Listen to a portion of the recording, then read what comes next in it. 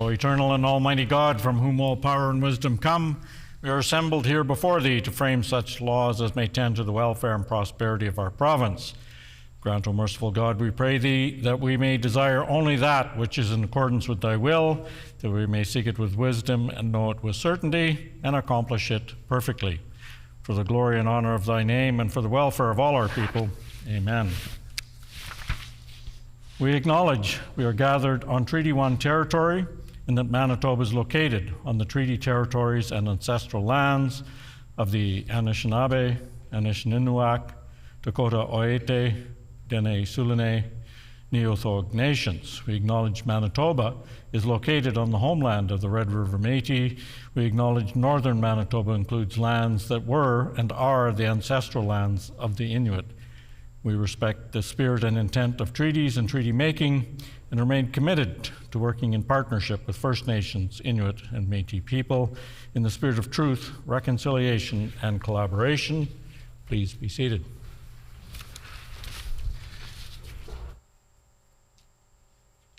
The Honourable Member for Spruce.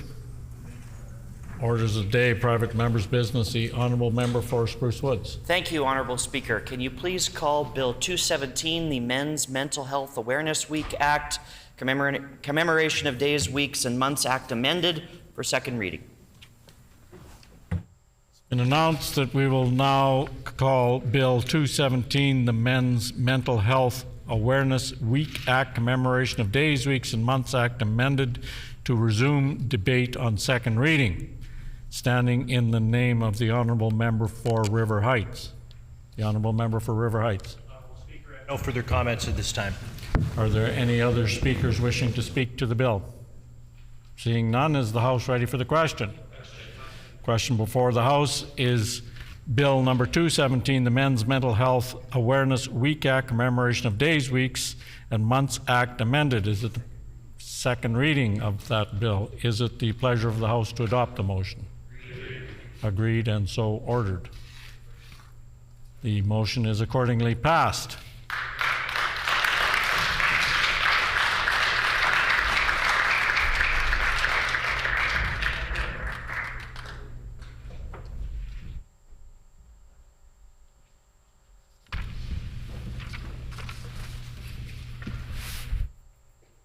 The Honourable Member for Spruce Woods. Thank you, Honourable Speaker. Pursuant to Rule 34, Bracket 8, I am announcing that the private member's resolution to be considered on the next Thursday of private member's business will be the one put forward by the Honourable Member for Selkirk. The title of the resolution is Removing the Land Transfer Tax for First-Time Home Buyers.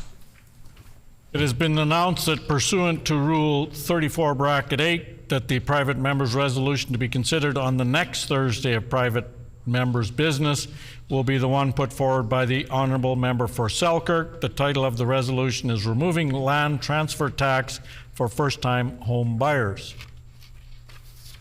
The Honourable Member for Spruce Woods. Thank you, Honourable Speaker. Will you now call for second reading of Bill 214, the Manitoba Hydro Amendment Act, Net Metering Agreements, please?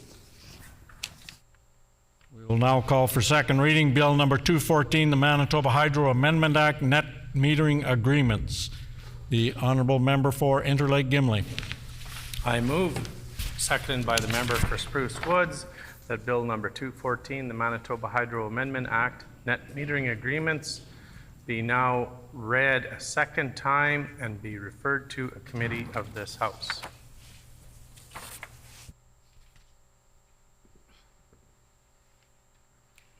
Been moved by the Honourable Member for Interlake Gimli, seconded by the Honourable Member for Spruce Woods, that Bill number 214, the Manitoba Hydro Amendment Act, Net Metering Agreements, be now read a second time and be referred to a committee of this House.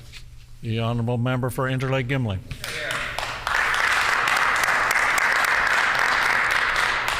Today I'm here to talk about a topic that is not only timely, but crucial to the future of energy production, solar panels, and how they benefit our electricity grid.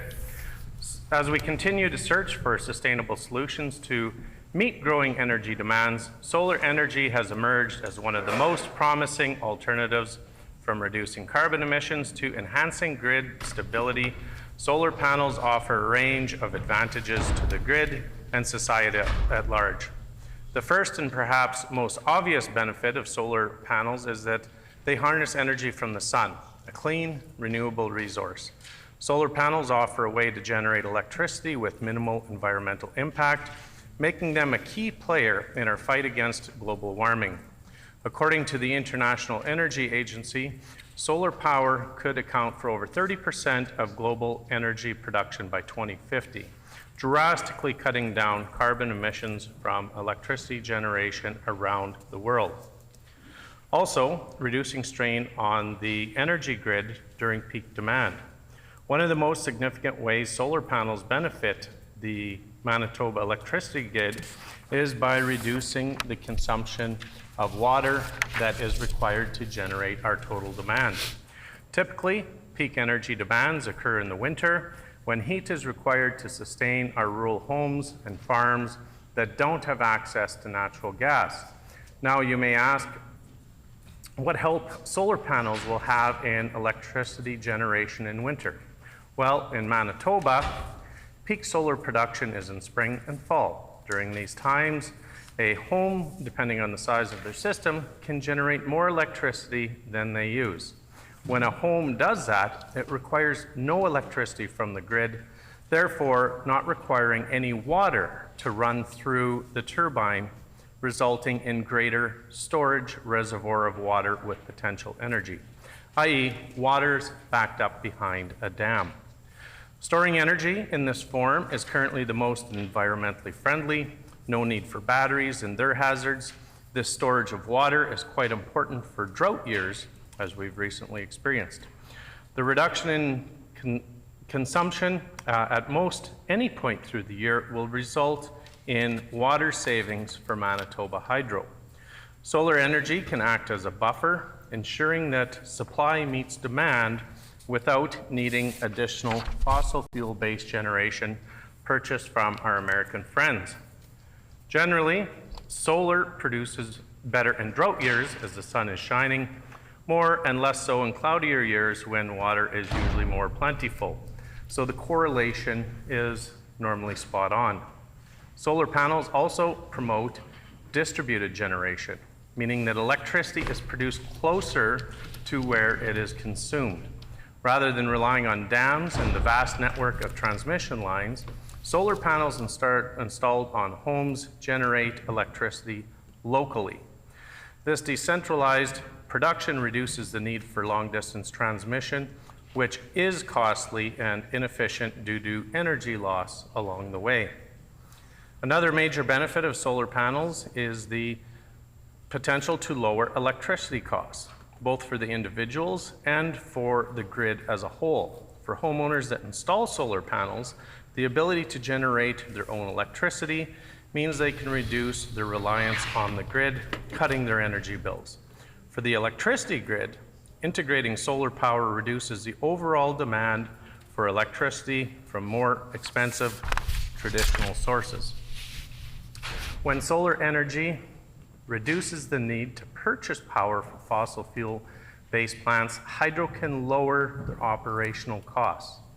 These savings will be passed on to consumers in the form of lower rates. Passing this bill is an incentive for solar energy installation. This incentive will not only encourage more people to adopt solar technology, but also make the overall electricity grid less reliant on fossil fuel electricity from MISO.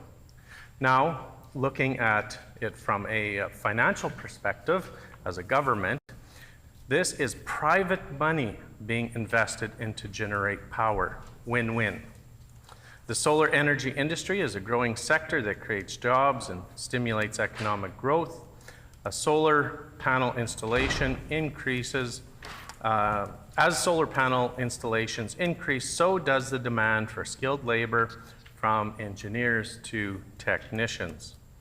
These jobs support local economies, reduce unemployment, and create a skilled workforce that contributes to a greener, more sustainable future. When electricity is generated at northern hydro dams, it must travel long distances to reach consumers. During this journey, a good portion of the energy is lost due to inefficiencies in the transmission and distribution system.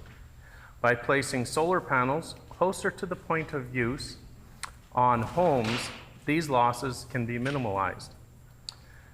This not only makes the grid more efficient, but also reduces the increasing need for investment in costly transmission infrastructure, freeing up resources for other improvements to the grid. A critical complement to solar panels is energy storage. This is not done with batteries, but as mentioned, in the form of water with potential energy stored behind hydro dams.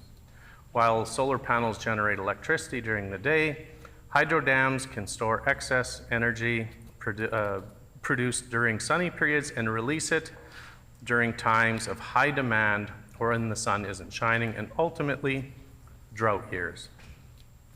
This combination of solar panels and storage enhances the flexibility of the electricity grid. It allows for better management of energy supply and demand, helping to smooth out drought years caused by varying weather conditions. Solar energy also contributes to energy independence by reducing the dependence on imported fossil fuel electricity.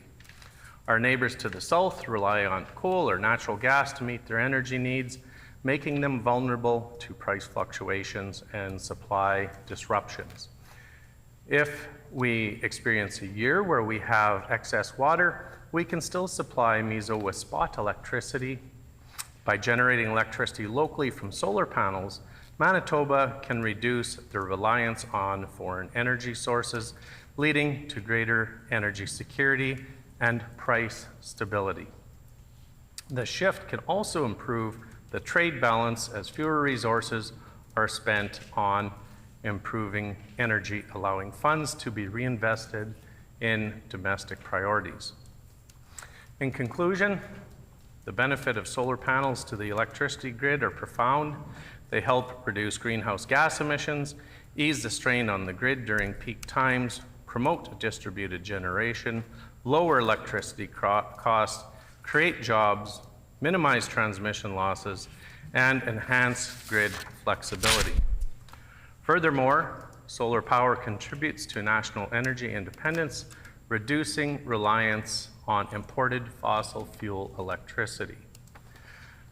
As the world continues to grapple with climate change and the need for sustainable energy solutions, solar panels represent a powerful tool for transforming our electricity grid into one that is cleaner, more efficient, and more resilient. It is clear that investing in solar technology is an investment in a brighter, more sustainable future for all of us. And just a reminder, this type of incentive reduces government funding that is required to invest in generation. Private citizens across Manitoba will invest for the benefit of all Manitobans. Thank you, Honourable Speaker.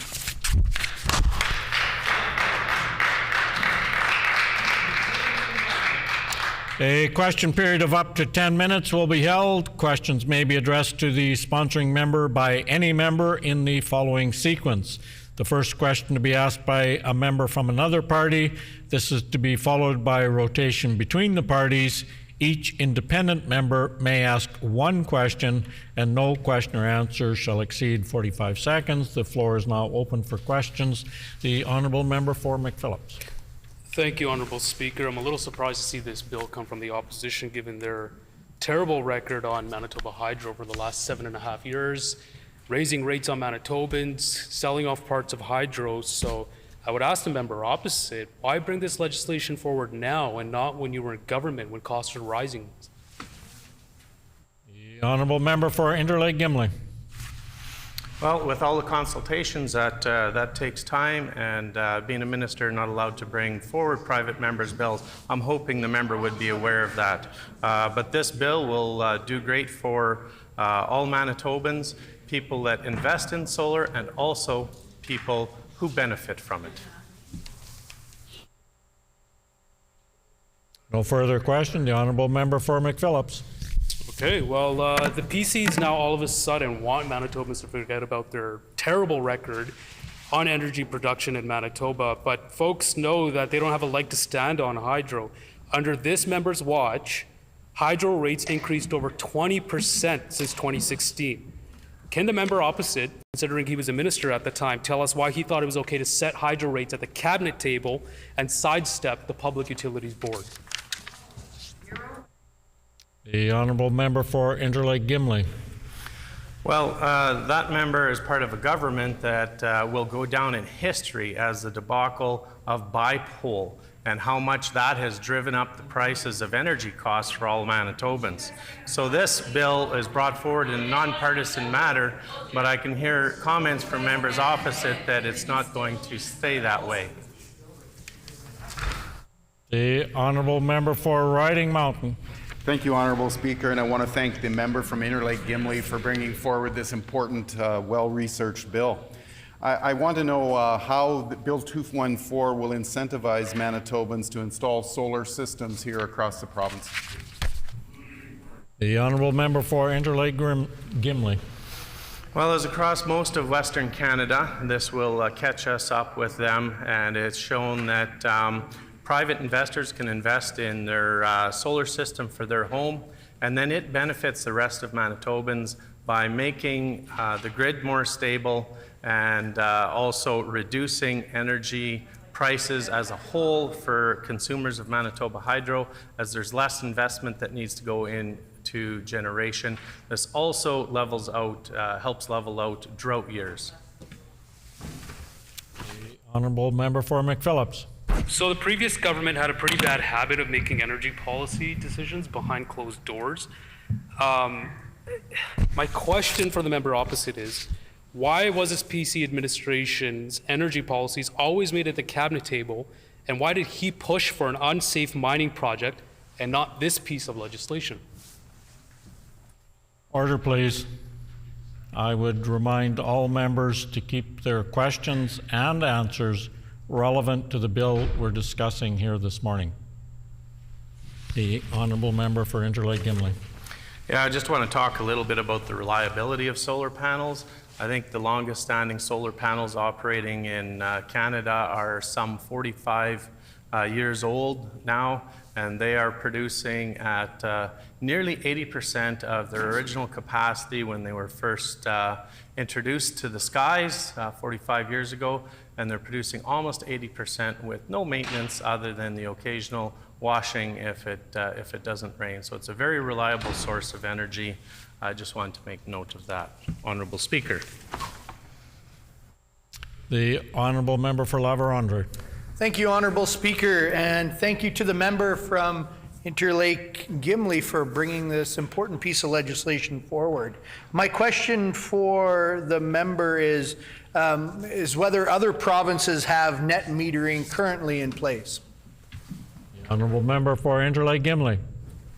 Yes, absolutely. Net metering is available in 34 of the 50 states if we're looking North American-wide, and Ontario, Saskatchewan, Alberta to a certain extent, and BC all have net metering, and they have shown the investment, private investment of solar has gone up substantially in their provinces, helping them stabilize their grids.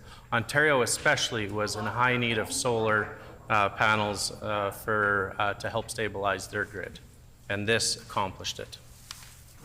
The honourable member for McPhillips.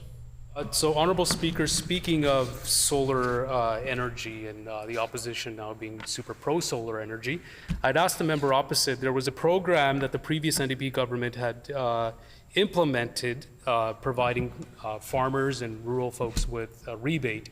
I'd asked the member why his government chose to cut that program. Honourable member for Interlake Gimli. So increasing or making net metering available to the public in Manitoba will encourage investment in solar panels and solar systems. And this, as mentioned, every kilowatt hour that's generated through a solar system is stored in the form of water behind a hydro dam. It backs it up and then it can be used in drought years or, say, at night when the sun isn't shining. So this is a benefit to Manitoba Hydro. It's a benefit to the person making the investment, and it's a benefit to Manitobans as a whole. The honourable member for Riding Mountain. Well, thank you, Honourable Speaker. I want to ask the member if he can explain how seasonal energy consumption demands align with optimal generating conditions here in the province. Honourable member for Interlake Gimli. Seasonal demands, obviously, solar generates in Manitoba the best in March and September. As solar panels are cooler, they are more efficient, but they also produce throughout the summer to a substantial amount. And all that time throughout the summer, if it's not being used for air conditioning by your neighbors, anything that is being displaced is backing up water behind a dam. So when we get seasons that are dry, this helps alleviate drought conditions for Manitoba Hydro. And I know it's starting small, but with many systems over time, it will help in drought years, Honourable Speaker. Honourable member for McPhillips. In my first question, Honourable Speaker, I asked the member why he had not brought this legislation forward previously, and the member stated that they were consulting for 7.5 years. I would ask, who did you consult with? The honourable member for Interlake Gimli.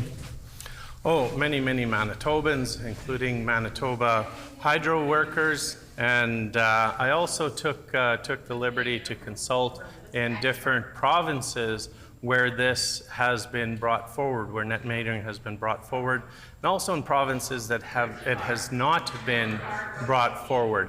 And the advantages that was shown in the provinces where they do now have this has been outstanding for the investment in solar and helping stabilize their grid, especially in Ontario.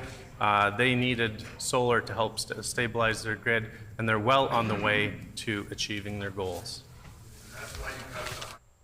The honourable member for La-Vérendrye. Thank you, Honourable Speaker. And knowing that the NDP used Manitoba Hydro as a piggy bank, I'm shocked that this question hasn't come up, so I'll ask the question for them. What is the difference between the rate Manitoba Hydro charges for residential service versus what will be paid for excess energy? Here, here. Great question. The honourable member for Interlake Gimli.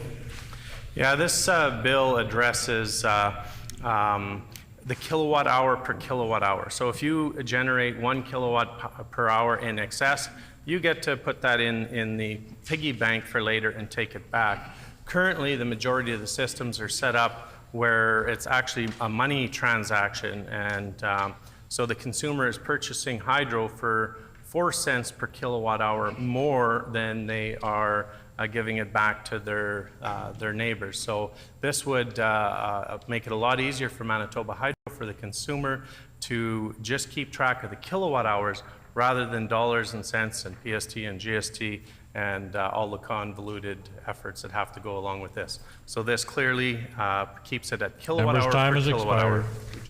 The honourable member for McPhillips. Note, Honourable Speaker, that in his response to who he consulted with, the member did not mention First Nations. Throughout their 7.5 years, the PCs hid the details of multi-billion-dollar contracts and went as far as preventing the Crown from bidding on fiber optics network. So my question would be, if he cares so much about affordability, why did his cabinet politically interfere with Hydro's operations and their capability to build capacity? Honourable member for Interlake Gimli. Thank you, Honourable Speaker. Yes, the member asked about consultation with First Nations, and absolutely I did. Fisher River, which created a 1 megawatt solar panel generating station. I visited that site many times, had many conversations with Chief Crate at Fisher River. That's an outstanding investment in solar, which helps stabilize Manitoba's grid, and it's benefited by all Manitobans. Thank you, Honourable Speaker. The time for questions has now expired. The floor is open for debate. The Honourable Minister of Sport, Culture and Tourism.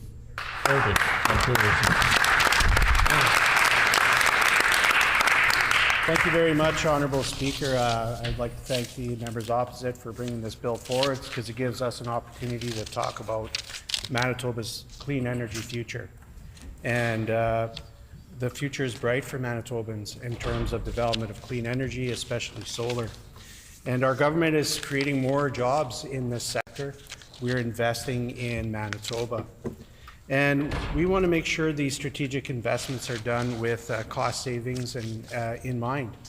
And one of the things that we want to discuss about this bill and want to make clear is that we want to ensure that the cost savings to Manitoba are doable and that they're done in the most cost-efficient way. And of course, solar power has a lot of benefits, and we're not here to debate whether or not it has benefits.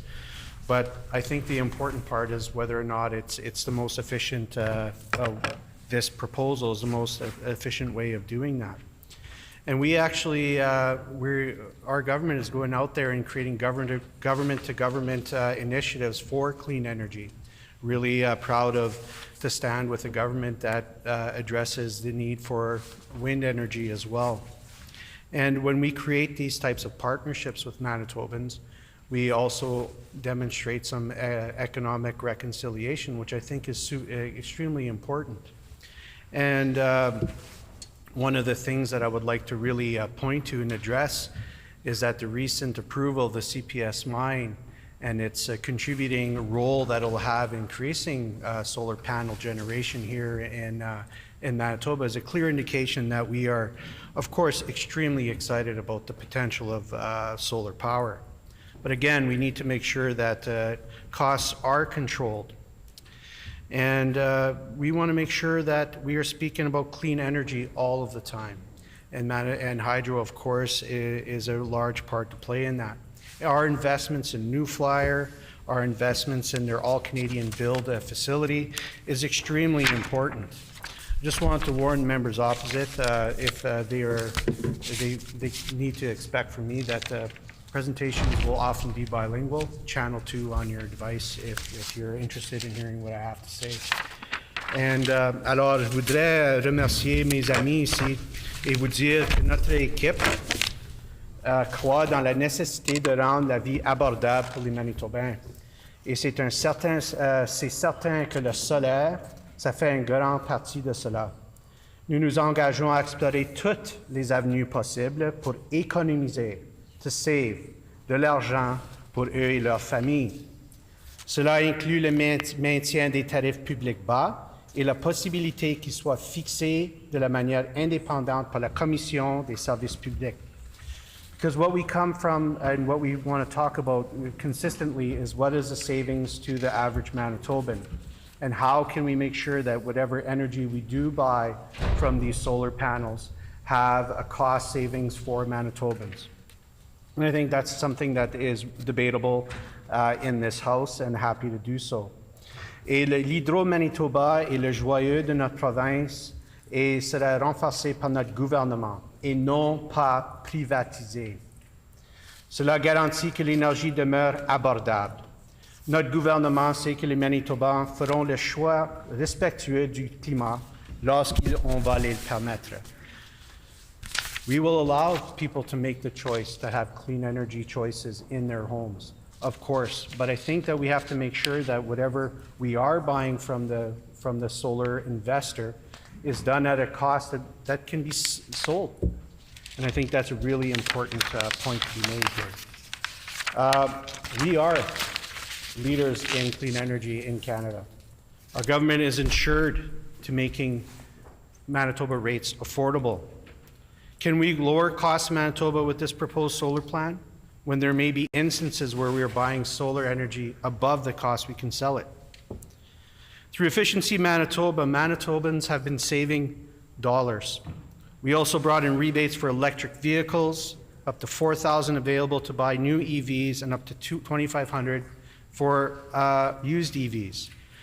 Electric vehicle ownership is important, and having a grid powered by solar is a big part of making sure that we have the energy to power these. And that's why, again, we will tout all of the investments that we are making, such as making solar panels. People will save at the pumps with electric vehicles. When we talk about solar, we invest in hydro, but we're also investing in the future, right? That's what this is really about, the future, and whether or not we can continue to create clean energy for Manitobans. Alors, je vais aussi parler un peu de des plans qui ont été faits par notre gouvernement précédent. Notre équipe s'engage à trouver les moyens d'économiser de l'argent aux Manitobains sur leurs factures d'énergie. L'ancien gouvernement PC a échoué à augmenter les tarifs de l'hydro et n'a pas produit un seul mégawatt. Ils ont même tenté de contourner la fixation d'indépendance des tarifs en établissant des tarifs de l'hydro au sein du cabinet. Ils ont eu 7 ans pour faire cette action. 7 years to put in this action. Why the delay then? Mais au lieu de faire cela, ils ont fait la vie plus difficile pour les Manitobains. De notre côté, on fait le travail.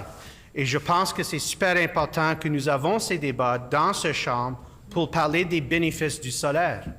Le solaire, c'est actuellement très, très bénéficieux pour les Manitobains, mais c'est nécessaire que l'investissement remporte l'argent qu'on met dedans. Alors, de plus, ils ont engagé Brad Wall. C'est même Brad Wall qui, lorsqu'il était en Saskatchewan, a introduit une législation pour privatiser plus de 40% de ces sociétés de la couronne et a privatisé les nombreuses fonctions de SaskTel. Comme prévu, le rapport de Brad Wall a recommandé de vendre les soi-disant les parties non essentielles de l'hydro, privatisant ainsi progressivement les parties de hydro. We will not sell off hydro. We will invest. And of course, investing in clean energy like solar is something we are doing, as referenced before. And I just wanted to talk about a little bit about why it's important that we have these debates. On the surface, the idea seems great. We agree that solar is the future. Wind is the future. Renewable energy is the future. However, we always have to keep an eye on whether or not it's the most cost-efficient way of doing things. Buying energy at a certain amount and selling it for less, I don't think that makes much sense. So, just to conclude, I wanted to really say that our government is working to reduce costs for Manitobans. We are working to make sure that people have the hydro when they need it. We are doing the work in investing the grid. We are doing the work on making sure that business owners have negative impacts on their business. And we are making sure that when we invest in something, we get the returns.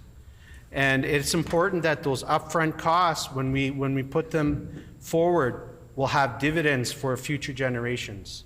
Alors, j'aimerais remercier mes collègues pour avoir écouté en français. Je pense que c'est quelque chose de super important dans ce chambre parce que l'économiser, ça touche tous les Manitobains. And I also want to say saving dollars, that's for everyone. And saving the planet is for everyone. And that this opportunity to just debate and to talk about solar energy is welcomed by our side of the House. We bring it any time. However, we take it with a grain of salt when people have the opportunities to do something and haven't done it for 7 years. We'll get the job done. Proud to stand with this team and happy to debate these issues over and over again. Thank you.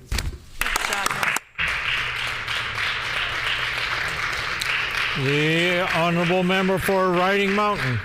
Well, thank you, Honourable Speaker. I'm pleased to rise today to speak in favour of Bill 214, put forward by my colleague for Interlake Gimli. This bill is about empowering Manitobans, making renewable energy accessible, and giving homeowners the tools they need to contribute to a sustainable energy future for our province. With this bill, we have the opportunity to take a meaningful step towards making Manitoba a leader in residential solar energy and promoting a greener, more resilient energy system. The Manitoba Hydro Amendment Act, also known as Bill 214, seeks to implement a net metering system, providing residential customers who have solar systems with fair compensation for the electricity they generate. Essentially, net metering allows homeowners to feed excess electricity generated by their solar panels back into the Manitoba Hydro grid in exchange for credits. These credits can then be used to offset future electricity bills, helping to lower energy costs for homeowners over the long term. Under the proposed amendment, Manitoba Hydro would be required to enter into these agreements when customers meet specific criteria, allowing for a fair and streamlined process. Let me make it clear why this bill is necessary and why now is the time to act. Currently, Manitoba Hydro uses a system called net billing, where customers are compensated for their surplus electricity at a much lower rate than the price they pay for electricity. While net billing provides a small incentive for homeowners to install solar panels, the reality is that the financial return is not nearly enough to encourage widespread adoption. Under net billing, Manitoba Hydro pays approximately 5.607 cents per kilowatt hour for excess electricity, while charging residential customers nearly double that rate. This gap in compensation makes it difficult for Manitobans to see a return on their investment, discouraging solar adoption, and ultimately slowing down our efforts to build a more sustainable energy grid. Bill 214 proposes to change this by introducing net metering, which provides a one-to-one energy credit for every kilowatt hour that homeowners contribute to the grid. This is a fair system. It recognizes the value of renewable energy produced by Manitobans and compensates them accordingly. With net metering, if you produce more energy than you consume, you earn a full credit that can be used to offset future energy use. These credits can be carried over month to month, allowing homeowners to maximize the benefits of their solar energy systems, particularly during the sunnier months of the year. This bill is about fairness and creating incentives. Homeowners who invest in renewable energy are helping to reduce demand on Manitoba Hydro and in turn reduce the need for future investments in costly energy infrastructure. By allowing Manitobans to bank their energy at a one-to-one rate, we can make solar power a financially viable option for more households, which can lead to increased adoption. The benefits of this approach are numerous. It reduces the strain on our existing power generation facilities. It helps Manitoba meet its renewable energy targets, and it puts power, literally and figuratively, back in the hands of Manitobans. Net metering is not a new or radical concept. It has been successfully implemented in other Canadian provinces, including Ontario, Saskatchewan, and British Columbia. These provinces have seen significant growth in residential solar energy systems, and they have found that net metering provides a fair, simple way for individuals to contribute to the power grid. British Columbia, who for a few more days are under an NDP government, allows homeowners to even convert their energy credits to cash at the end of the year, adding flexibility to the system. The success in other jurisdictions shows us that net metering works, and it can work here in Manitoba too. Manitoba has immense potential when it comes to solar energy. We have some of the highest levels of solar irradiance in Canada, making our province one of the best places to produce solar power.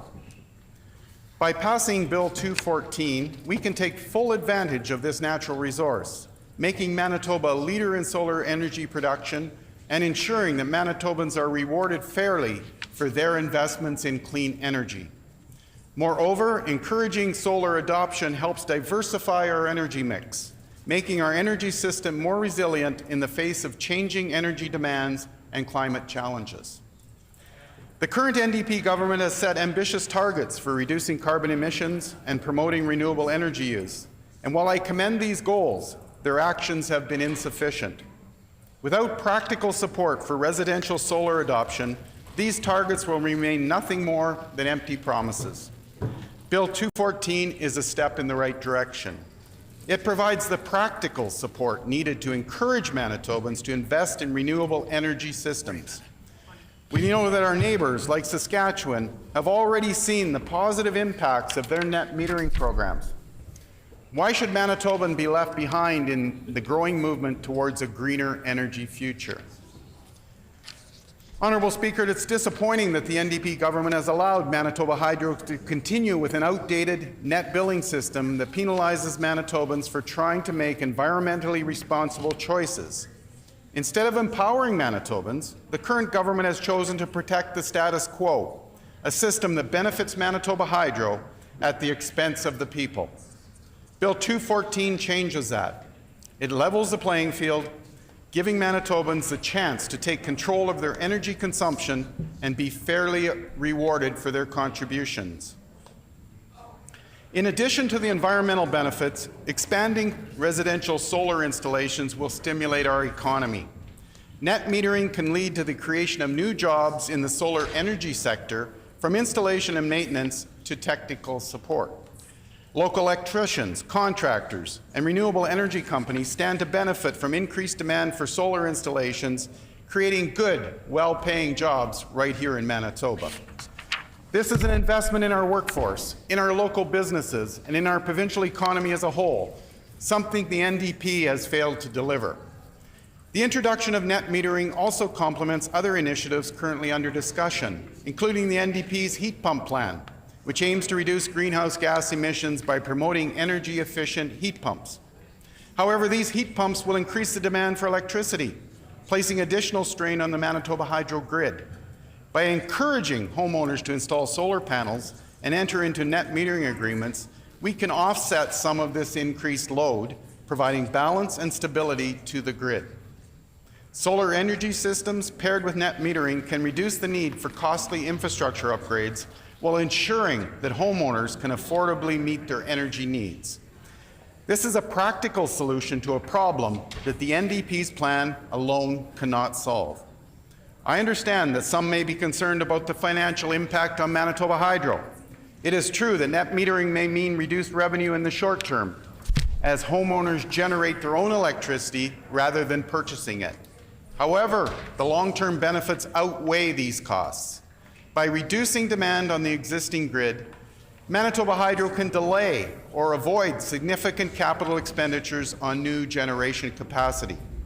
In other words, the more homeowners produce their own power, the less pressure there is on Manitoba Hydro to expand costly infrastructure.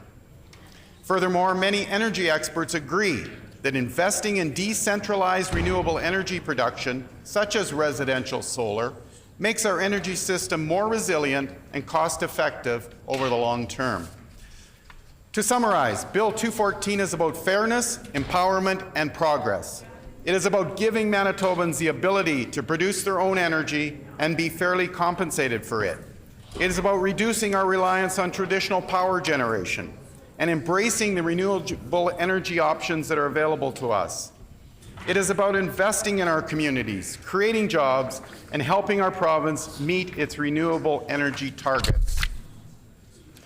Honourable Speaker, I urge all members of this Assembly to support Bill 214 and to join me in making Manitoba a leader in renewable energy adoption. The NDP government has no good reason not to support this bill. It promotes renewable energy use, reduces strain on our existing grid, and provides long-term cost savings for Manitoba families. The NDP has talked a big game about renewable energy, but it is time for them to put their words into action. This bill is an opportunity for us to come together across party lines to do what is best for our constituents and to finally deliver real, tangible progress for Manitoba. We cannot afford to wait.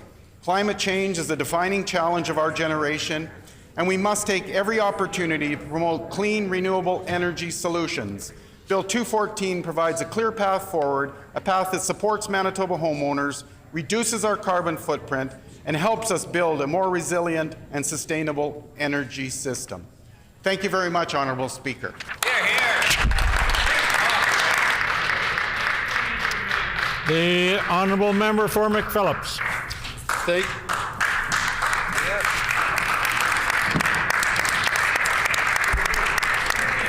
Thank you, Honourable Speaker. It's a privilege to rise and put some words on the record.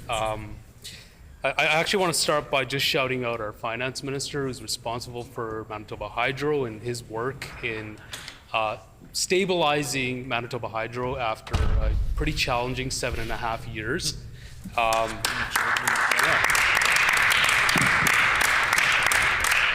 Manitoba Hydro is, after all, our crown jewel. It is worth protecting, and I think Manitobans know where the NDP stands on Manitoba Hydro. Keep it public, absolutely.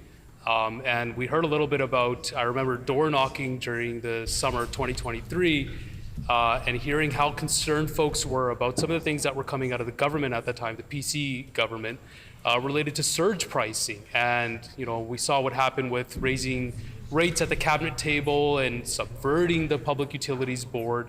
So sitting here today and hearing the member opposite speak to this bill, it's a little bit surprising to hear, I guess, a change of heart. But the reality is it is very difficult for the PCs to run away from their record on Manitoba Hydro. I will note that the member opposite spoke a little bit about the creation of jobs, and I thought that was very rich considering the fact that the PCs actually cut jobs under their watch. I think it was 936 jobs in total. And, you know, if they had their way, there would have been more job cuts to Manitoba Hydro. So, you know, they can present a different image today, but they have a record of 7.5 years at Manitoba Hydro and not taking some of the opportunities to strengthen hydro and you know, make affordability a priority for themselves and really listen to where Manitobans were.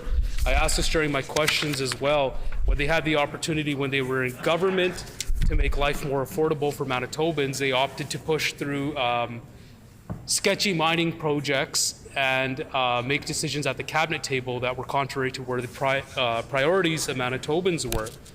So I want to speak a little bit about what the member had referred to as the importance of solar energy, and we do know that solar energy is important. My colleague from Brandon East mentioned that we fundamentally do agree that solar energy is important, clean energy is important. That is where we stand as well. But it matters how you approach this legislation and getting Manitobans to adopt solar energy. And you have to do what is best for Manitoba Hydro and keeps Manitoba Hydro financially viable. We know that wasn't a priority for the PCs under their tenure in government.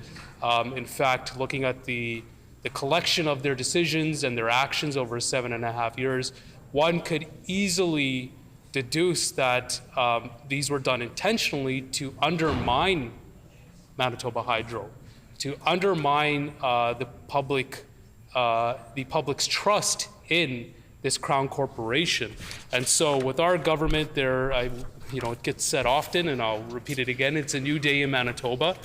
And Manitobans now have a government that will strengthen Manitoba Hydro and not undermine it. I do want to talk about a little bit of the history with the previous government and their history of cuts and interference with the Manitoba Hydro. As I mentioned, cutting 936 jobs from Manitoba Hydro, threatening to lay off 700 employees at Manitoba Hydro, threatening to go even further than that.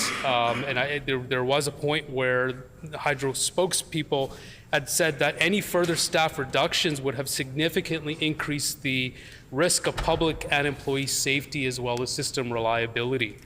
The former government also undermined the board's authority by canceling 2 key agreements with the MMF, a $67 million project, one for Minnesota transmission line, and the $20 million turning the page agreement for the future projects, calling them, quote, hush and persuasion money, which was incredibly disrespectful at the time.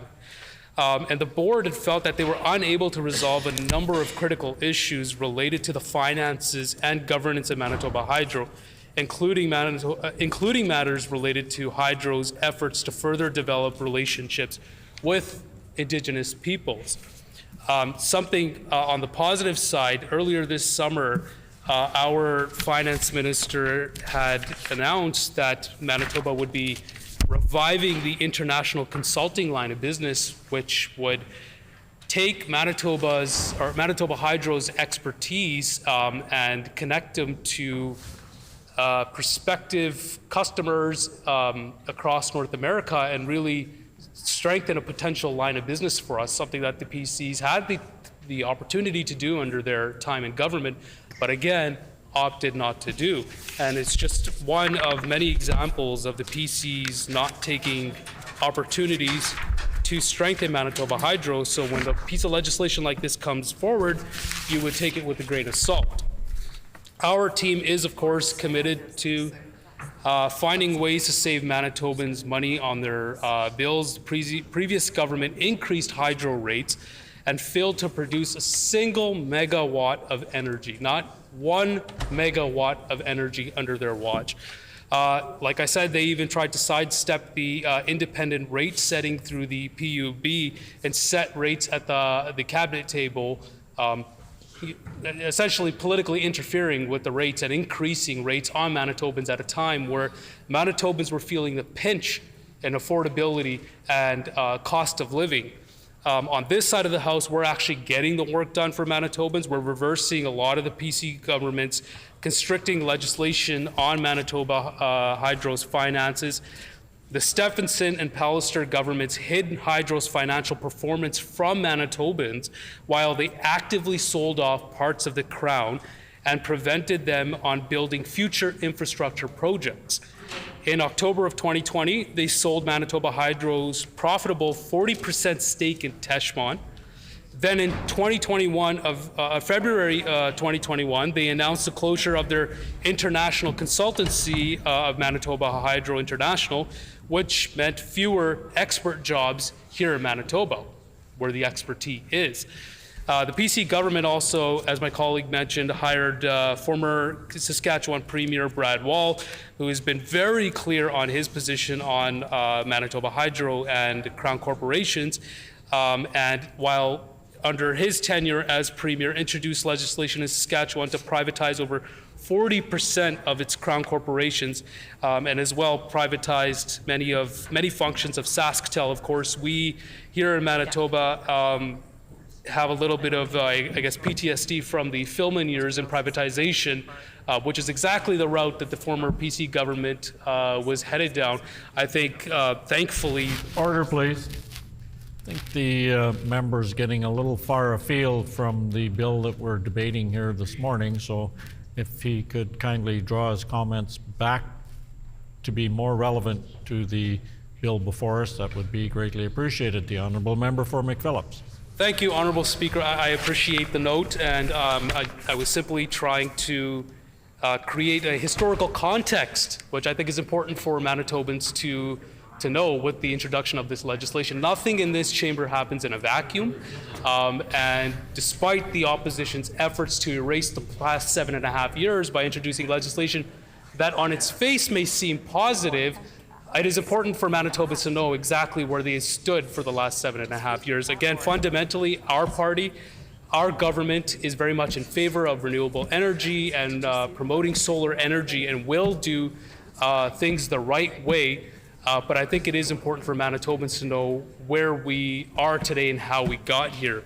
And so with that, Honourable Speaker, I guess the final thing that I will say, for any Manitoban who is listening and interested in renewable energy and an environmental approach to governance, our party, whether it's the EV rebates, investing in Manitoba Hydro, strengthening Manitoba Hydro, we are the party that will strengthen Manitoba Hydro, that will make life more affordable for Manitobans. BC government had 7.5 years to do so. They chose not to. That's their record. Thank you.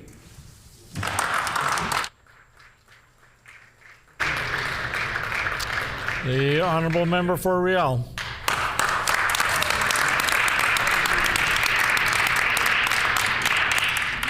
Thank you, Honourable Speaker, and thank you to the member for Interlake Gimli and the PC Party for finally waking up and paying attention to the energy needs of Manitobans.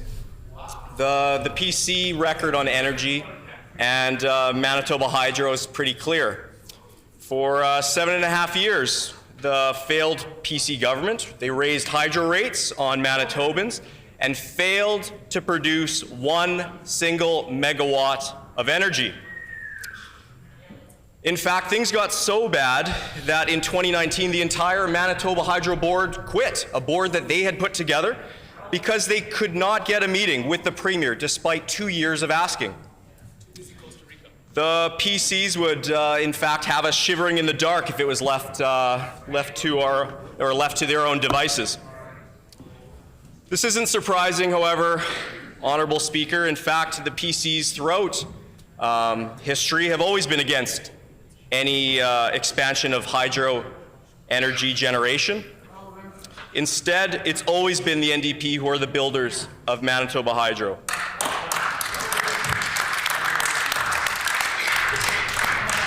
We're going to ensure that we're meeting the energy needs of Manitobans while keeping rates low. So I'm glad that the members of the PC caucus are finally at least examining something energy related that isn't simply a way to privatize our crown jewel. Ensuring Manitoba Hydro remains public for the next generation and the generation after that and the generation after that is incredibly important, Honourable Speaker.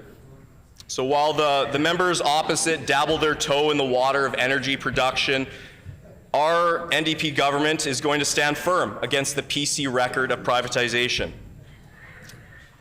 We know that is exactly what the PC party wanted to do with Manitoba Hydro. In fact, the PC party is the party of privatization, whether that's the P3 model that the PC Stephenson government was going to use for schools, where Manitobans were going to purchase a lease back from their own schools, or whether it was with the air ambulances, or the subsidiary. Order, please. I'd ask the member to please keep his comments relevant to the bill, and I'd ask the member for Red River North to remain quiet while the speaker is standing. I'd ask the member for Riel to keep his comments relevant to the bill before us. The honourable member for Riel. Thank you, Honourable Speaker, for the guidance. My concern is that while they talk about energy and whatnot, and they talk about these different ways that we can produce energy, they have in fact a record of privatizing aspects of Manitoba Hydro, whether that was different subsidiaries with Teshmont, or whether that was with Manitoba Hydro International, something that our government has revived. It's deeply unfortunate and deeply troubling when that side of the House is in charge of Manitoba Hydro. It seems like they're always looking to sell off Manitoba assets and maybe sell out to the highest bidder. We're taking a different approach, Honourable Speaker. In fact, we recently released our affordable energy plan. And thank goodness that we have a fantastic minister responsible for Manitoba Hydro and a fantastic minister of environment and climate change to guide that work.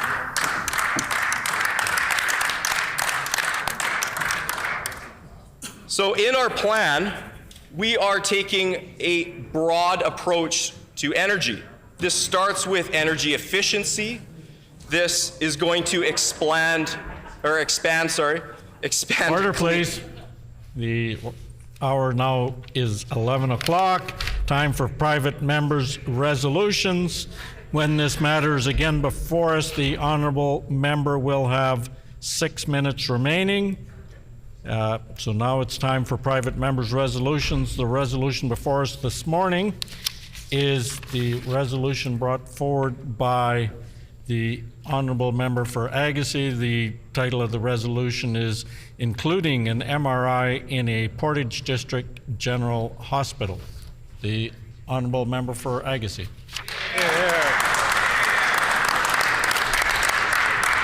I move, seconded by the member from Portage-La Prairie.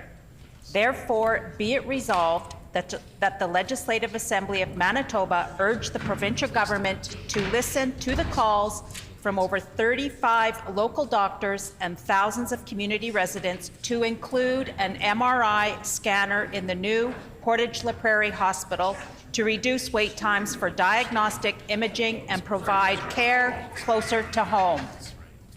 Thank you.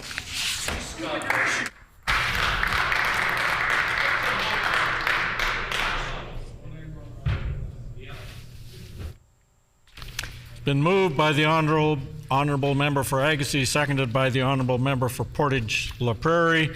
Therefore, be it resolved that the Legislative Assembly of Manitoba urge the provincial government to listen to the calls from over 35 local doctors and thousands of community residents to include an MRI scanner in the new Portage-La Prairie Hospital to reduce wait times for diagnostic imaging and provide care closer to home. The Honourable Member for Agassiz.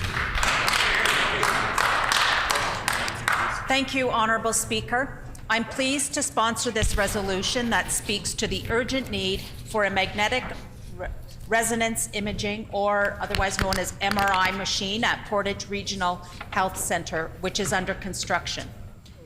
Portage Regional Health Centre is under development on a schedule to open this $455 million hospital in Portage-La Prairie in late 2025 or early 2026, replacing the current Portage District General Hospital.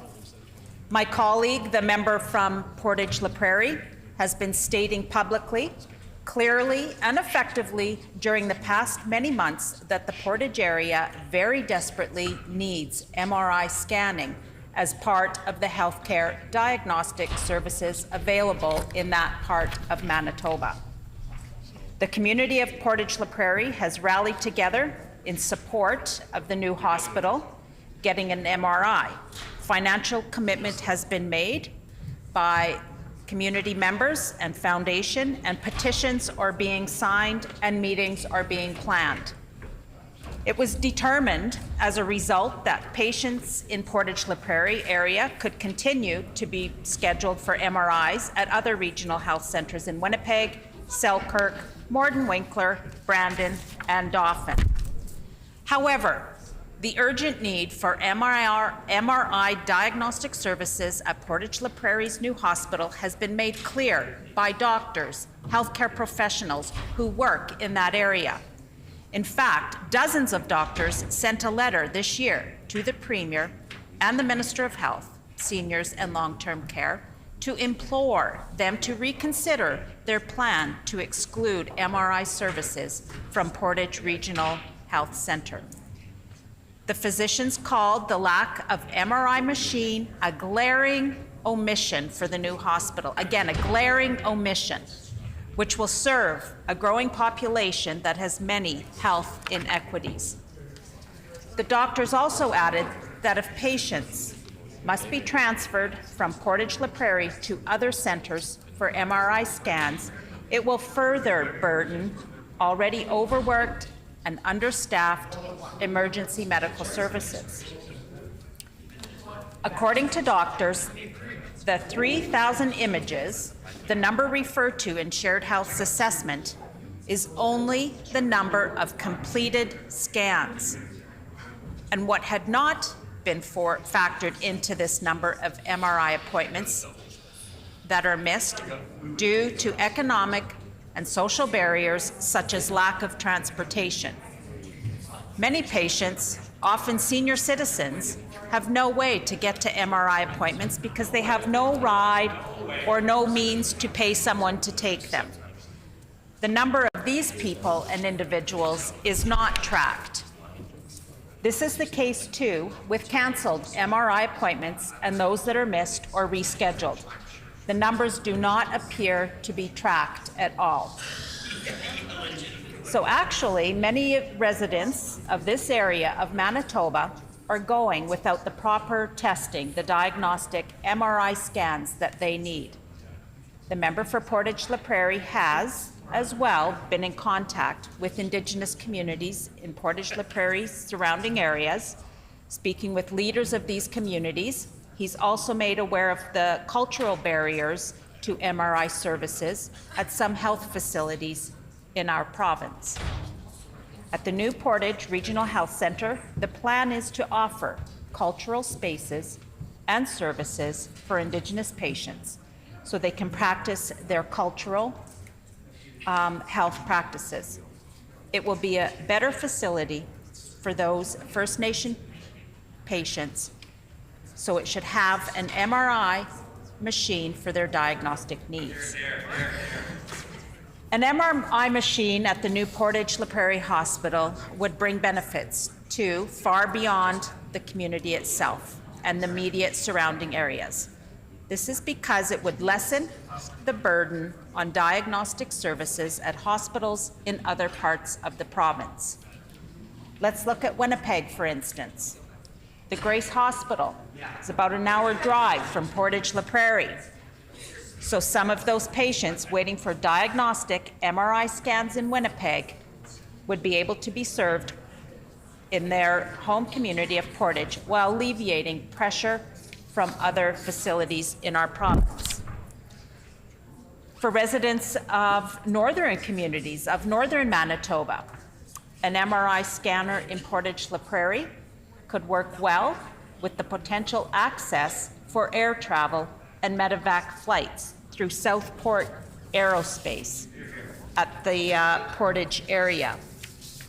And I believe they have committed to offering 20 to 30, or they have the capabilities to offer 20 to 30 medevac flights per day. The overall numbers right now paint a clear picture of the need for the additional MRI services in Manitoba.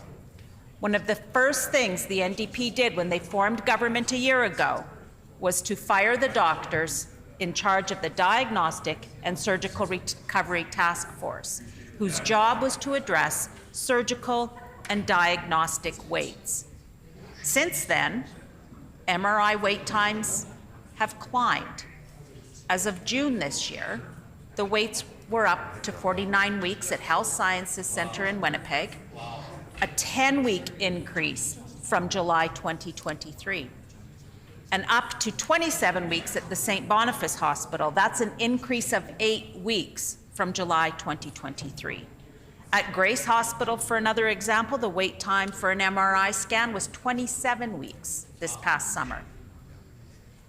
Indeed, the provincial waits for MRIs is trending upwards. Figures compiled by Manitoba Health this past summer indicated that almost 24,000 people province-wide were waiting for MRI scans. 24,000 people waiting for scans. An MRI machine operating at full capacity in Portage La Prairie would perform approximately 8,000 scans per year, which would significantly decrease the backlog and ease the pressure on those other facilities. The dire situation regarding the waits faced by Manitobans in need of MRI scans is becoming known to many who are now making their voices heard. Between 3,000 and 4,000 people have signed a petition calling for an MRI at Portage Regional Health Centre. And this number is equivalent to about 25% of the population of the city of Portage La Prairie. Furthermore, the Portage La Prairie and District Chamber of Commerce has reached out to the member for Portage La Prairie to commend him for pushing for an MRI scanner at the new hospital. The Chamber told him in a letter that an MRI machine in that facility would enhance the medical care not only in Portage, but throughout the province. The Chamber said as well that an MRI machine would potentially lead to a healthier local workforce and a stronger local economy. And that would make Portage La Prairie area more attractive to healthcare professionals, doctors, nurses. They would move there to work and to live. So we can see this community's desire and its need for a local MRI scanner. This desire and need are illustrated as well in the Portage District General Hospital Foundation's pledge of $5 million towards the installation of an MRI machine. The Foundation has offered to collaborate with Manitoba Health to make this diagnostic tool a reality. As the new Portage Regional Health Centre is well in progress with its construction and moving toward completion, the Manitoba government should act now to make MRI diagnostic services part of this facility. An objective stated in the Minister of Health, Seniors and Long-Term Care's mandate letter is to make it easier for every Manitoban to access health care at every level, no matter where they live. For this reason, the Manitoba government must work with the Portage District General Hospital Foundation to install an MRI scanner at the new Portage La Prairie Hospital for the benefit of Manitobans in the city and the region across the province. Order. Thank you, Honourable Speaker. Thank you.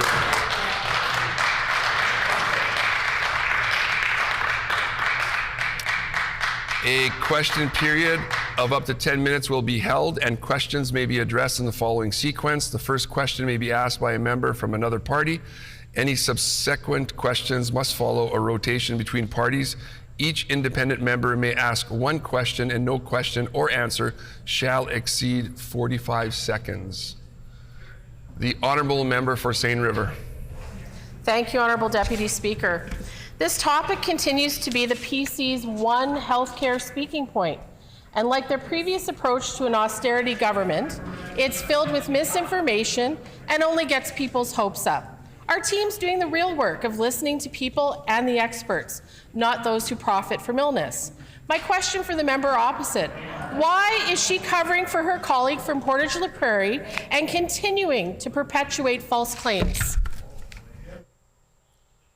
The Honourable Member for Agassiz.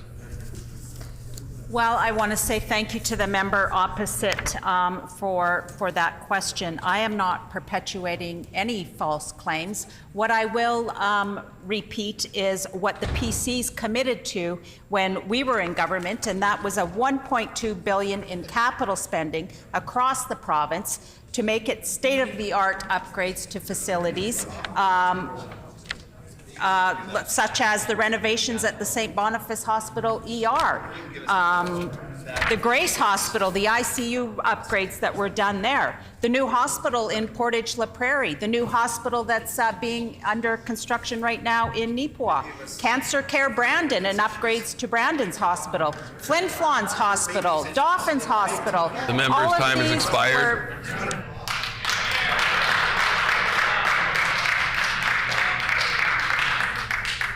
The Honourable Member for Roblin. Thank you, Honourable Deputy Speaker. Can the member tell us about the amount of travel time her constituents currently endure to go for diagnostic tests at this time, and how an MRI in Portage would be beneficial? Good question. Great question. The Honourable Member for Agassiz. Well, I want to thank the member for that great question. Thank you, Honourable Speaker. So wait times for people in rural Manitoba are significant. We have people that are traveling 2 to 3 hours one way for an MRI test. And not only that, the time that they wait at an MRI or for the testing itself. So it could be a full day for an individual to seek an MRI. And Order. not the only member's that, time has expired. The Honourable Member for Seine River. Thank you, Honourable Deputy Speaker. Manitobans spoke loud and clear a year ago. They elected a government that was going to make progress in our province and rebuild healthcare. We're delivering, and we're going to ensure people can get the care they need close to home. My question to the member opposite: how does she think 7.5 years of PC cuts and mismanagement impacted healthcare services in her constituency?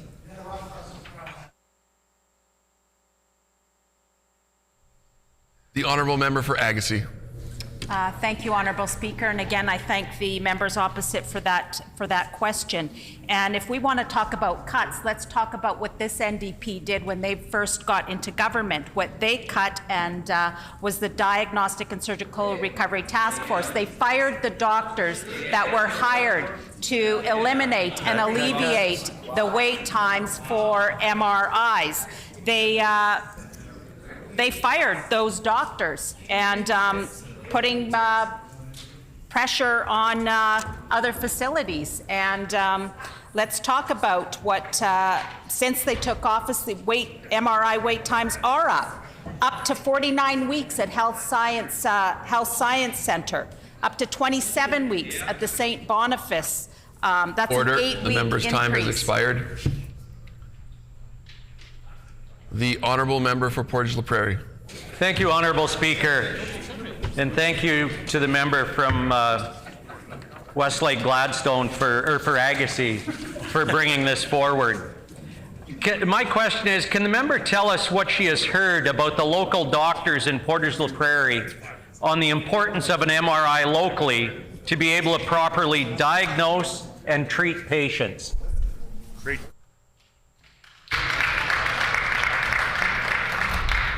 The honourable member for Agassiz. Thank you, Honourable Deputy Speaker, and again, thank you, the member from Portage La Prairie, for that question. So what we've heard from the doctors in Portage is the diagnosing through an MRI much more quickly and efficiently than having to wait for testing to come back from other facilities.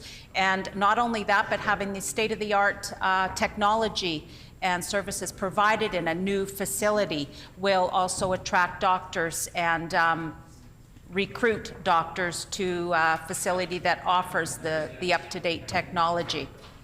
Thank you.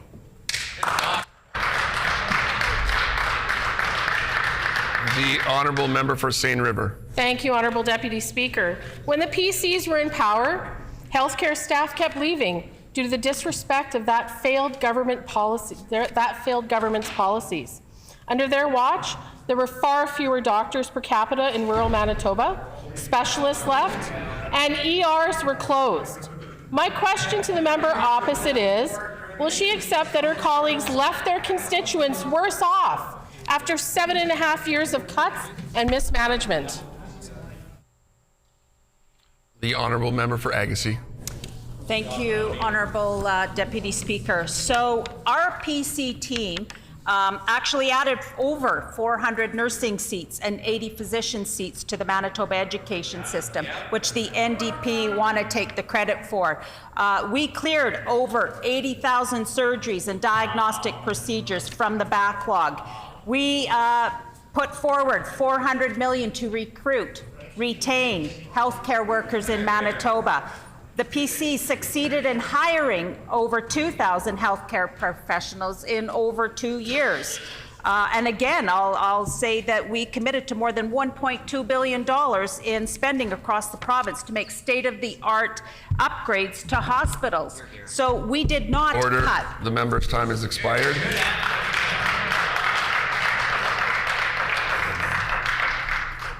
The honourable member for Roblin. Thank you, Honourable Deputy Speaker. Could the member tell us about the fundraising efforts of the local hospital foundation and all the work that went into raising money in the community to support bringing an MRI to Portage La Prairie? The honourable member for Agassiz. Thank you, Honourable Deputy Speaker, and I thank the member from Roblin for that great question. The community of Portage La Prairie has worked hard through their foundation, raising funds, $5 million, to invest to a new hospital or the services and diagnostic tools that it might require. They've done significant fundraising events through annual galas, live auctions, and of course there's been lots of private donations go into this, showing the support and hopefully the encouragement of the provincial government to invest in this important diagnostic tool for that new hospital in Portage. The honourable member for Seine River. Thank you, Honourable Deputy Speaker. When the PCs were in power, they cut rural healthcare significantly. They left health regions understaffed, on top of their cuts and closures. They've made things worse when they tried to privatize healthcare services. My question to the member opposite, and I feel bad she has to answer this because she wasn't in government. Does she agree that privatizing healthcare led to negative impacts on her constituents and the constituents of her PC colleagues? The honourable member for Agassiz. Thank you, Honorable Deputy Speaker. I will tell the member opposite what I do believe in, and that is investing in health care across our province. I believe in having the proper tools and the proper technology in state-of-the-art facilities. I believe investing in Manitobans' health and well-being and providing those services closer to home and having patients get that care closer to home. Saving lives, that's what I believe in, Honorable Deputy Speaker, and I believe in providing that service here in Manitoba.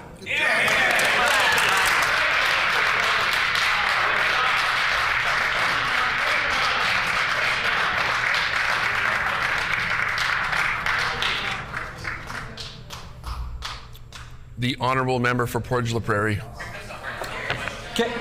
Can the member tell us about what she's heard from her communities and their members about the importance of health care closer to home and the challenges of commuting long distances to get health care services? The honourable member for Agassiz. Thank you, Deputy Speaker, and thank you again for the question from the member of Portage-La Prairie. This is significant for people who live in rural Manitoba. It is significant for patients right across our province. In particular, I'll make reference to my community, having people travel a great distance, and again, this is time away, up to 2 hours away from one way to seek this diagnostic service, and again, time away from work. And again, this can save lives. So you get that testing done closer to home, could save lives, and providing better health care is important. The member's time has expired.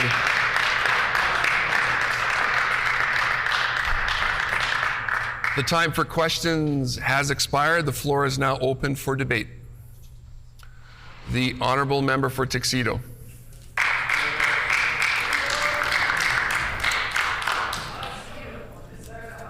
Thank you, Deputy Speaker.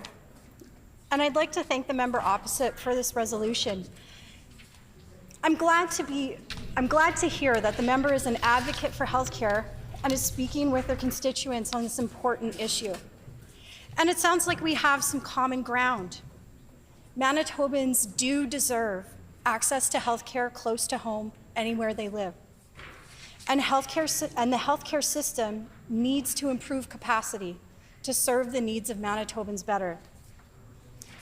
But as I stand here in a chamber that is representative of integrity, truth, wisdom, and respectable debate, let me be honest with you, Honourable Deputy Speaker. I'm here because of what I experienced and witnessed happen to my patients, colleagues, family, friends, and the Manitoba healthcare system in general under the last 7.5 years of the PC government. And I'm honored as well to be here to represent the great people of Tuxedo who've placed their confidence in me to represent them. Now, one thing the member of Agassiz and I have in common, is representing many healthcare professionals. I respect and value the perspectives, education, and experience of all members of the healthcare team, because each profession brings a unique insight and solution to the challenges facing healthcare. However, it's also important to have the ability to reflect on our own current understandings of any situation, and sometimes realize that our own perspectives are incomplete and our focus may be too narrow for the challenge presented. So I want to share a little bit of a story to kind of explain this comment a little bit more. So early in my nursing career, I started nursing in a more rural context, and I worked in many different areas at once. And in my facility at the time, they didn't have a float nurse. They actually created float nurse positions based on me. And the reason they did that was because I worked throughout the whole facility. I was able to go between different areas. So I worked in the medicine and palliative care unit. I worked on general surgery and day surgery and the pre-admission clinic preparing people going for their surgeries. I worked in pediatrics, labor and delivery, postpartum unit. And I also worked in public health. And so this provided me a very unique perspective and experience compared to most of my colleagues at the time. And it also awarded me the opportunity to bridge understanding between my own colleagues and between the different areas with which I worked. So for example, one day, it was lunchtime, and in lots of places they have a cafeteria. And in general, most of the nurses would gather at the cafeteria for their lunch break, coffee breaks. And the topic of conversation that came up was the labor and delivery nurses amongst everyone else. And in particular, it was comments of, oh, they think they're better than us, they don't need to come down for lunch. Or one of the things that had recently been resolved in my facility had been a Norwalk outbreak. And a little bit of context of that is when a Norwalk outbreak happens, it's a gastrointestinal virus that is highly contagious. And following proper infection control staffing measures, staff from the labor and delivery unit were not deployed to help out on that unit that was under quarantine. And so there was a little bit of frustration I was feeling from my colleagues in relation to this one specific area. And I had the opportunity to lift up to my colleagues and say, hey, I hear what you're saying. I can appreciate the frustration when it's the middle of the night, you're running short, and it would really be helpful if someone could come and help you. However, remember they work in labor and delivery and postpartum. So they're delivering babies, brand new newborn babies. And in particular, the Norwalk virus is highly dangerous and can be deadly for a newborn. So the need of keeping those nurses away from potentially contracting that virus and sharing it with a vulnerable baby was extremely important. And a couple of my colleagues are like, oh, right, I forgot about that. And also I lifted up the fact that in labor and delivery, you don't get breaks in the same way as you can in some others. When a lady is showing up in labor, everyone needs to be available to support that person and what they need. And so the reality is you can't necessarily go down to the basement and have your 45-minute break because you might be called back in 2 minutes. So it's more reasonable that they stay on the ward and are readily available. So with that discussion with my colleagues, they were able to listen and be open to the reality that their vision of what they thought the solution was to the staffing challenge in the middle of the night, or what appeared to be a lack of cooperation or collegial connection with their colleagues in the labor and delivery unit. Order.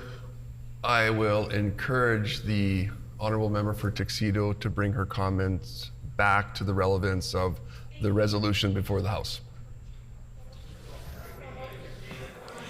Thank you, Deputy Speaker. I appreciate that. I am getting to a point. I realize I tell stories sometimes to impress my point.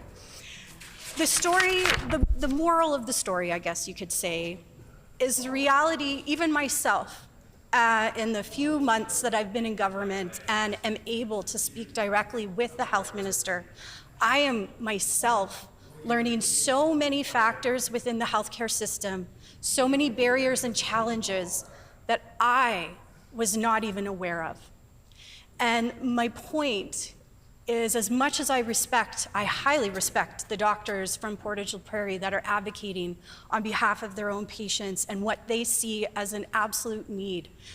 We're hearing from doctors and nurses and diagnostic folk across the province sharing experience, story, statistic after statistic, story after story of need in their area. And the reality is, It's a big mess to fix. And our government, the health minister and their team have been doing an amazing job day in and day out, trying their best to look as far back and as upstream with their solutions that they're bringing forward. And often, we're not fully privy to all the factors at play. And again, I want to admire the advocacy, and I hear it and I understand it from the folks in Portage, and it is so awesome and impressive that they are already fundraising, they are engaged, and honestly, Honorable Deputy Speaker, this is exactly what we need for fixing healthcare, is we need citizens as engaged as their elected officials in finding solutions and everyone willing to step up and work together, because that's the only way that we're going to find a real path forward, a sustainable path forward. And we know one of the biggest things that need to be improved is capacity within our healthcare system. That's what this is about. Our government has already announced the MRI, the mobile MRI is going to be coming to the north with a plan to create a permanent MRI at the Thompson General Hospital, right? That is a solution coming forth. In the meantime, we're also working on rebuilding capacity, rebuilding our relationships with frontline healthcare workers. Because I can speak from personal experience, I did not feel respected by the PC government when they were in government. They're repairing relationships takes longer time, instilling confidence and showing that we are here to work with Manitobans. It takes time, and we are doing that. We are putting in the effort. And again, I just want to lift up, it is a shared value between both sides of this House that all members of Manitoba deserve access to health care and that it be close to home. Thank you.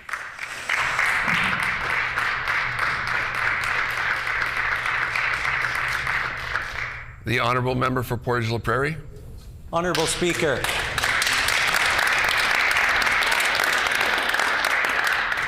Let's get him, Joe.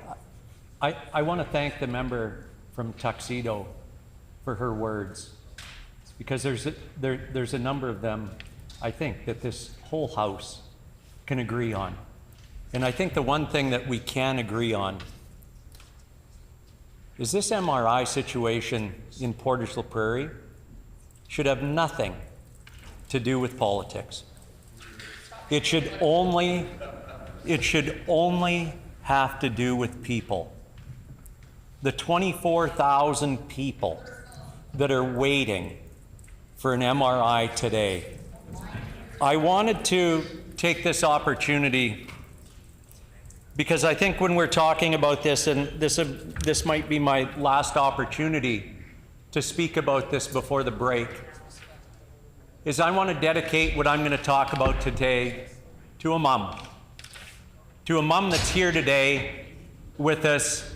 Please join me in welcoming Sandy Balch to our wonderful chamber here today.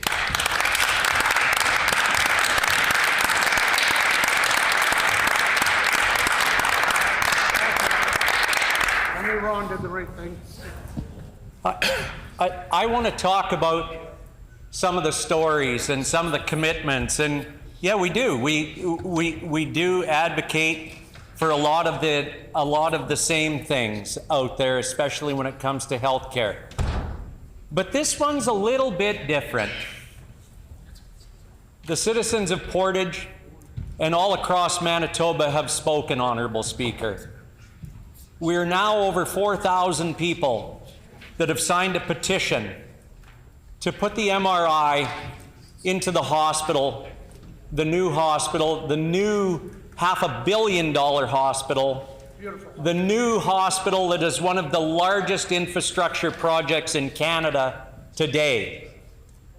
But I also want to set the record straight before we move on any further, because I've been accused, without any evidence, of spreading misinformation. And I want to make it perfectly clear.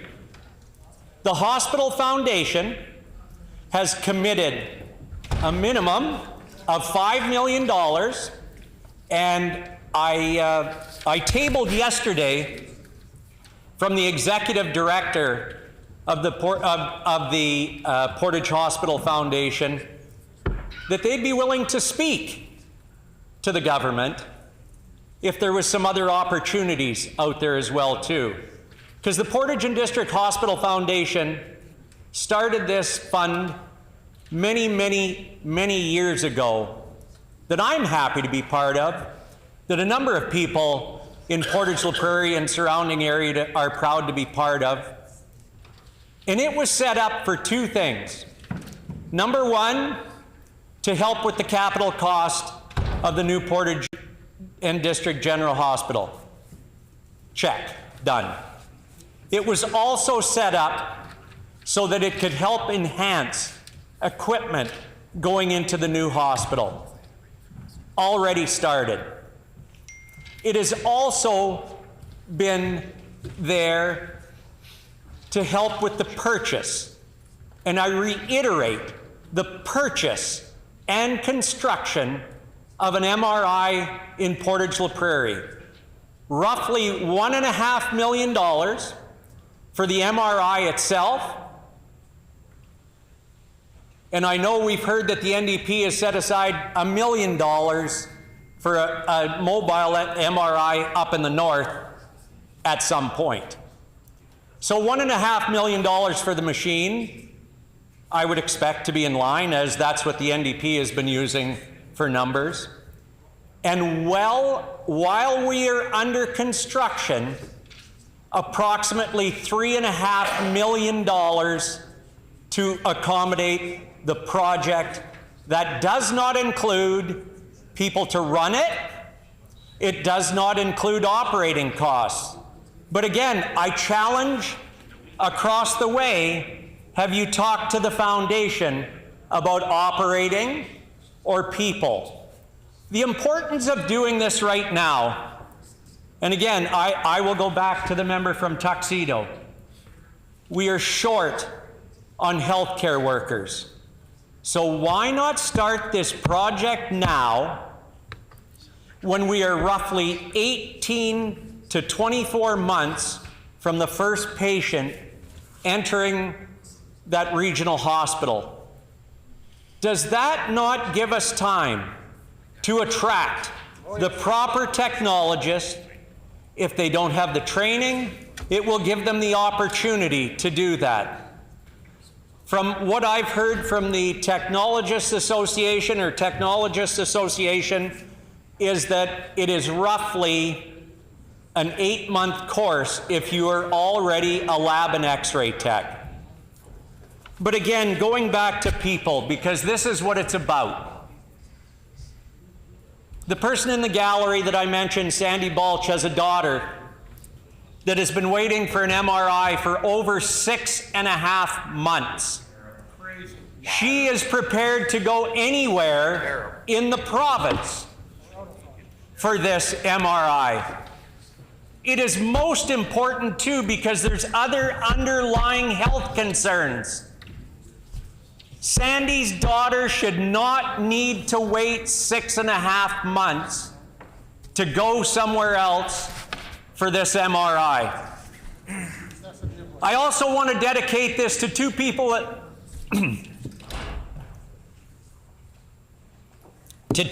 that couldn't be here today, Dave and Judy Jeffries. They're away right now, Honorable Speaker, in Quebec, paying out of their own pockets for travel and paying to get their MRI. Shame. Dave Jeffries is extremely concerned because he suffered and was treated for kidney cancer. He has been diagnosed that he has another lesion on his kidney. He has been waiting months and months to get an MRI. Fortunately, Dave and Judy have the means to be able to do that. But many, many Manitobans don't have the opportunity to do that. The member from Agassiz talked about 2 to 3 hours each way. Close your eyes for a minute and think about the person that is living in Amaranth, Manitoba. He has to go to Boundary Trails or Health Science Center. It's approximately 3 hours to get there, and a 3-hour trip back. 6 hours, it's a lot of miles. He doesn't have a driver's license. How does he get there? Great question. A trip for him to Portage La Prairie would be a round trip of approximately 3 hours. No taxis. So how are we not looking after all people of Manitoba? We have given the government an opportunity that across the way that they can, that there's $5 million at least sitting on the table right now during the construction of this facility, where there's over 400 people working in this facility now, where there's over 4,000 people that have signed a petition for this MRI in Portage La Prairie. Yes, our healthcare system is suffering. Yes, we can fix it, but we must have the want to be able to fix this. We have offered the government an opportunity here that this want can be fixed. In the past, I've had the opportunity to try and talk to many people, including Dr. Sikora, who is the lead diagnostic person that the government keeps relying on. This is what we're getting from diagnostics. Dr. Sikora has sent me an email back and said that any requests I have to go through the minister's office. I started that process towards the end of June. Every day, because I'm thinking about people like Sandy's daughter and Judy and Dave Jeffries, I want to know, are we counting the people that missed or can't get to MRI appointments? Let's do the right thing. Let's do it for the people of Manitoba. Let's put that MRI into Portage La Prairie. Thank you, Honourable Speaker.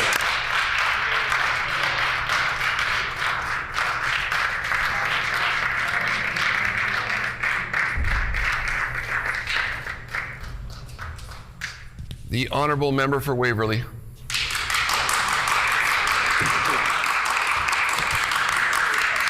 Thank you, Honourable Assistant Deputy Speaker. I want to also just quickly acknowledge and thank the member for Tuxedo for standing up for the first time on this very topical issue as a former nurse in our system.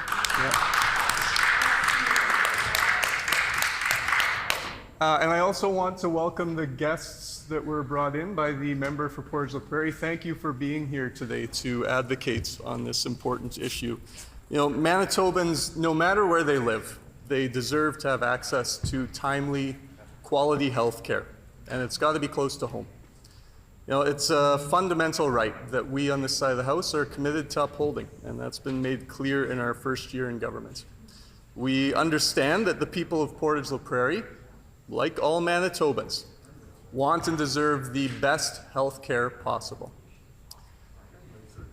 You know, we've been hearing loud and clear. The call for an MRI in Portage is one that speaks to a need for better healthcare infrastructure overall. We agree.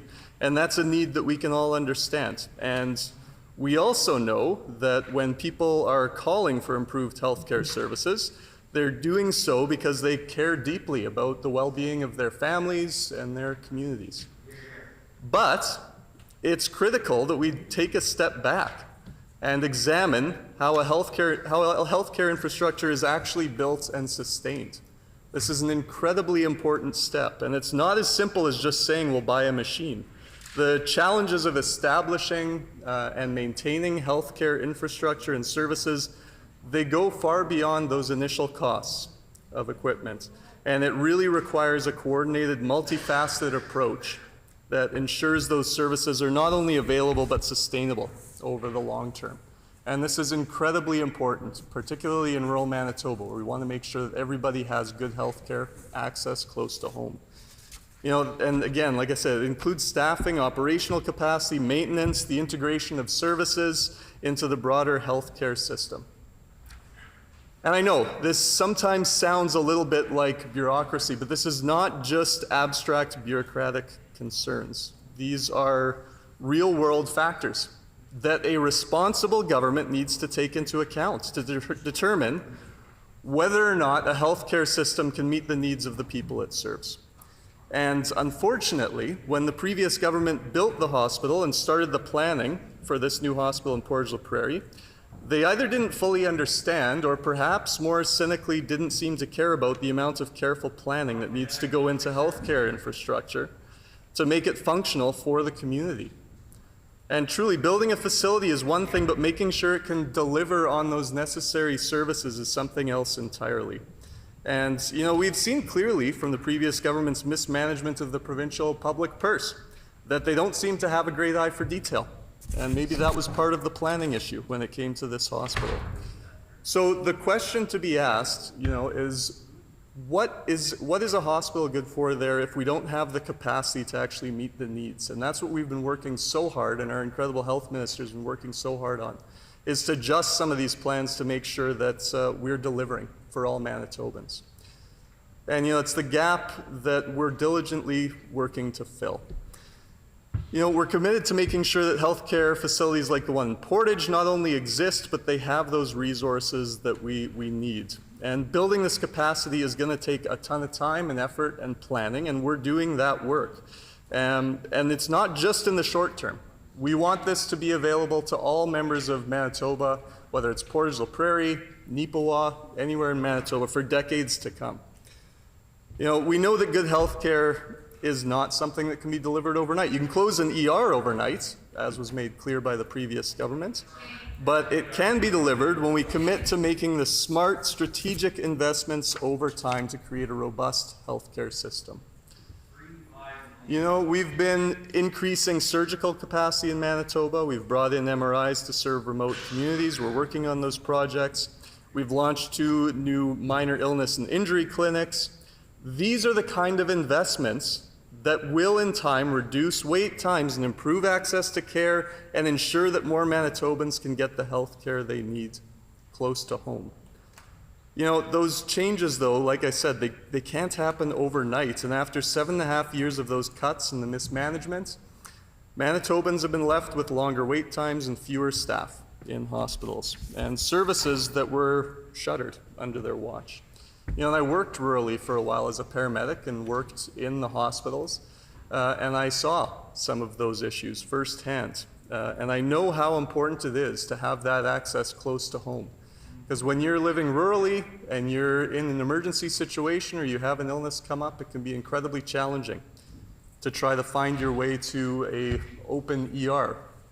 As we saw, a number of rural ERs got closed under this previous government, and it made things more difficult to get that healthcare service that they needed. And that's, again, something that we're working very hard to correct. So we're committed to fixing this broken system, like I said. We've made a promise to Manitobans to rebuild healthcare, and we're delivering on that. You know, we've already hired 873 new healthcare workers. We've got 116 new physicians, over 300 new nurses in the system. You know, and I know that I'm getting heckled a little bit. Maybe you're not happy to hear those numbers. I'm really disappointed to hear that they're upset with progress just because of their own partisan concerns, right? We're making good progress here in Manitoba. So these are the kinds of investments that, as I said, in time, they're going to reduce wait times. They're going to improve access to care. And they're going to make sure that more Manitobans can get that health care that they need close to home. That's what we all want here, as the member for Portage-la Prairie said, and that's why we are doing that hard work to make sure that that gets done. You know, that 873 healthcare workers, it brings us closer to our goal of 1,000, but like I said, that's just the beginning. We've got a long way to go, but we have hired those 873 new healthcare workers. We're working on the culture within healthcare, and our Premier and the Minister of Health are meeting with healthcare workers regularly to hear how we can actually change things in a functional, real way here in Manitoba. So, like I said, and I've said this a few times, we know that rebuilding the healthcare system is not going to happen with a single resolution or a single piece of equipment. And I appreciate the member bringing this forward. It's incredibly important. But it is more than just about the dollars, right? It's about ensuring that that infrastructure is in place, that the staff are in place, that the services are properly integrated into the larger healthcare system. And this takes time. But we are making progress, as I said. And we know that it's not about short-term fixes. It's about the long term. I've got 3 kids at home, right? And I want to make sure that their kids and their kids after them have a strong healthcare system to rely on as they go forward. You know, and while the opposition seems to be running out of questions a lot lately, we'll keep on providing answers. We'll keep on doing that hard work to deliver for Manitobans, because that's what we were elected and we promised to do.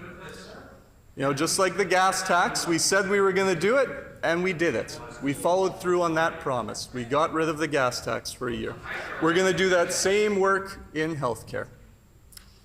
You know, we've already seen how much can change when it's treated as a priority, healthcare, and not as some line item to be cut or neglected. The people of Manitoba, they deserve better than the system they were left with after the years of PC management. I'm speaking directly about healthcare here because it matters. You're saying relevance, but this matters because you cut the budget year after year. You are not, this is all connected, and this is where the confusion comes for the opposition. I don't think they fully understand that this system is fully connected. They think they can throw things in one piece at a time. But what we're doing is actually working with healthcare workers to make sure that the services like an MRI in Portage la Prairie are delivered. So, you know, as I was thinking about this today, I thought of a line from Robert Frost's poem. And maybe they want to hear this. It's nice. The woods, I don't know if they've read Robert Frost on that side of the house, but the woods are lovely, dark and deep. But I have promises to keep and miles to go before I sleep. And I think that this is really apt right now, right? We're here, we've been elected, and we're committing to keeping our promises to Manitobans, to build a healthcare system that works for everyone and ensures the care they need is close to home. And you know, while there is still so much work to do, we are working with Manitobans to keep on walking that path together to make sure they have the services they need close to home. Thank you so much.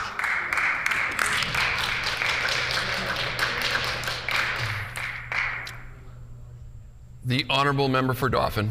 Thank you, Honourable Deputy Speaker, and it's a real privilege to stand up and say a few words on behalf of rural Manitoba and the importance of the health situation. Obviously, it's not an ongoing fact, 7.5 years of the government across. If MRIs were so important, why was that part of their agenda in the 7.5 years of government when they existed? That's right. Let me tell you a story about the actual fact. Back in 2015 and 2016, Dauphin Hospital had plans in place to bring in an MRI machine in. They actually put an addition onto the hospital. And then in 2016, the government changed, and guess what? The MRI machine was delayed. In fact, almost to the point where the Pallister government made a decision they were going to cancel the MRI machine to be installed in Dauphin. And we talk about the importance of rural opportunities. We have, what is our closest distance as far as travel for people in the Pine River, in the Ethelward area, Winnipegosis area, Dauphin area? Where would they have had to go? So we're talking about possibly Brandon. The other location was 4 hours away, 2.5 hours to go. So when member opposite here is talking about Portage, and in all due respect, we'd love to address the shortage of MRI machines in the province of Manitoba. But we do have one other main component moving forward, is the fact, can you imagine if you lived in DePaul, you lived in Flin Flon, you lived in Thompson, can you please tell me in calculation-wise that how many hours of travel would they have to be going in order to obtain an MRI? So let's be realistic on the subject. We as government treat everybody equally, and we need to have opportunity of discussions of the importance of MRI machines in the province of Manitoba. So here we go. We have a situation that member from Portage-La Prairie, and in all due respect, it's very important, I agree. But we all have the opportunity not to only serve one centralized area in the province of Manitoba. And to the members in the audience, please accept the fact that we have areas that have 5, 6, 7 hours to travel one way to an MRI machine. So let us be realistic about the opportunities. But what's more troubling is the fact that 7.5 years of the PC government and the Pallister government and Stephenson government chose not to move forward of the opportunity of the MRI machine in Portage-La Prairie. And you know what is really troubling is the fact that not only during the lack of an infrastructure development, we had numerous closures of hospitals in the rural areas. And I can really tell you about the sad situation of Grandview, Manitoba, where there was potential opportunity. They wanted to close Grandview Hospital altogether and actually turn it into a care home. Is that a benefit to the communities of Grandview and the surrounding areas and accommodating the individuals in that geographic areas? They even cut programs in the ERs in Pine Falls, Melita, Shoal Lake, Treeherne, Leaf Rapids. Order. And the list goes on and on and Order. on. Order. I will remind the member from Dauphin to keep his comments to the matter at hand. Okay. Honourable Minister of Agriculture to keep his topics to the matter at hand. Well, the MRI machines... The Honourable Member for Dauphin. Yep. Okay. Yeah. So, you know, we're back to the same old. At what point in time is the priority? But I have to honestly say the importance of healthcare is a critical component. But we also have outlying areas that have priorities.